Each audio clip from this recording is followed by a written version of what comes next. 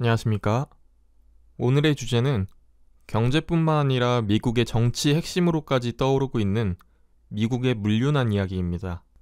전 세계의 물류난, 그 중에서도 특히 미국 쪽의 물류난이 매우 심각한 상황입니다.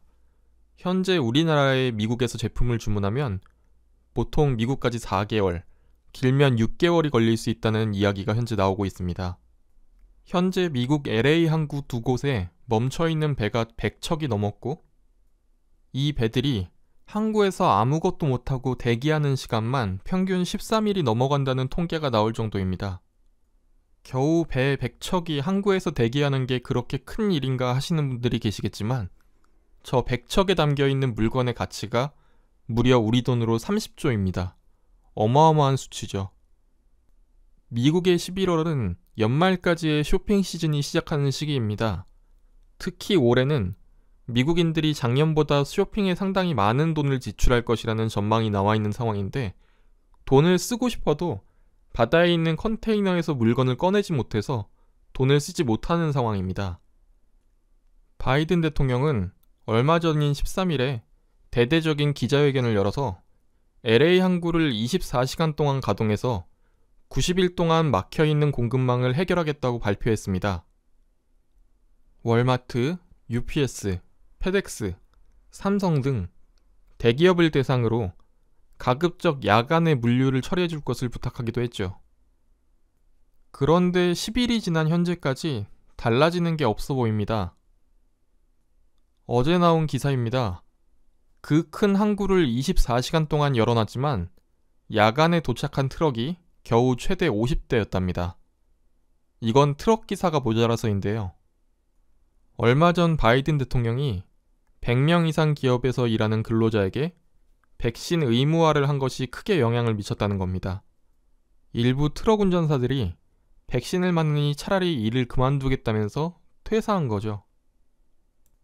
뉴스에서도 종종 나왔지만 미국은 경찰이나 간호사, 항공사 직원들도 백신 접종을 거부하면서 퇴사하는 인원이 많이 나온 나라입니다.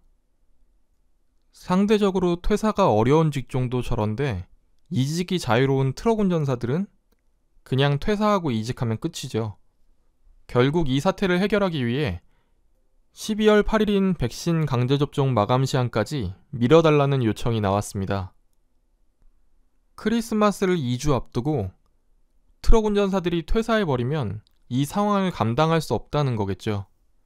아까 직원 100인 이상 기업만 말씀드렸지만 이 백신 강제접종에는 연방정부와 직접 계약한 업체, 그리고 그 하청업체까지도 강제되는 상황입니다.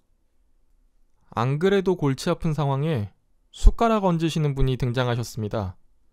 트럼프 대통령인데요. 백신 의무화를 이슈해서 바이든을 비난하기 시작합니다. 상황이 묘해지죠. 다급해진 미국 정부는 11월부터 육로 국경을 개방하는 결정을 내립니다.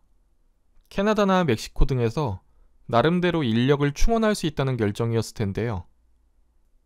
이것도 공화당에서 불법 이민을 이슈하면서 막으려고 밀어붙이고 있습니다. 조금 있다가 언급드리겠지만 얼마 후인 11월 초에 미국에 선거가 있거든요. 미국은 어떻게든 현재 이 물류 문제를 해결해야만 합니다. 트럭 운전사들을 충원하기 위해 취업 비자를 완화하기 위한 방안을 추진하고 있지만 시간이 조금 걸릴 예정이고, 결국에 영국처럼 군대를 투입해서 트럭을 운전하게 하거나 컨테이너를 하역하게 하는 방안까지 강구하고 있는 상황입니다. 상황이 이렇게 흘러가니 바이든 대통령의 지지율이 쭉쭉 내려갑니다. 큰 지지율 하락폭을 분석해보니 최근에 인플레이션에 대한 우려가 매우 급증하는 상황이네요. 어느 정도까지 지지율이 떨어지느냐면, 만약에 오늘 대통령 선거를 다시 한다고 가정하면 바이든과 트럼프가 동률인 수준까지 떨어졌다는 겁니다. 겨우 집권 2년차밖에 안 되는 대통령인데요. 그런데 이쯤에서 생각해보면 당장 미국의 물류를 담당하는 책임자가 누구일까요?